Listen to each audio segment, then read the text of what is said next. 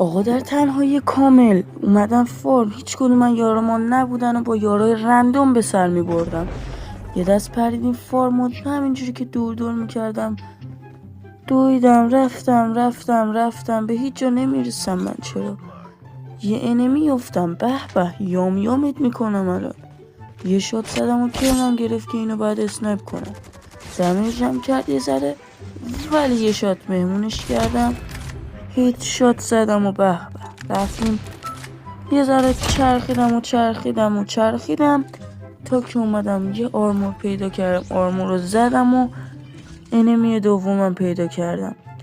هی به دنبال اسنایپ زدنم و یه ذره دمیجش کردم که اسنایپ بزنم، دیدم که نمیشه. پینگم 100 و هیچ گونه شدم نمیخوره بهش. هی خدا چرا واقعا فرار نکن دیگه. وسط این غم من فشار خالص داشتم میخوردم و فینیشرش کردم. واقعا اعصابم خیلی خورده بابا. آخه چرا پینگ 100 آخه؟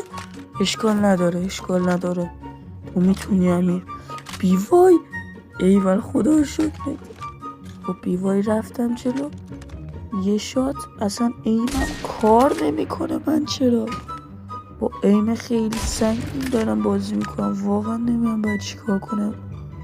یه شات مهمونت میکنم. هی رفتم. خب شات کن بلد نیستی، شات کن پلی نده. یکیل خوری جذاب. به اینو دیگه وان شات میکنم. اینو مطمئنم با پینگ 120 وان شات میکنم. نخورد. این خوردش چرا نمیخوره؟ اینو دیگه مطمئنم. سرعت 100 از 100.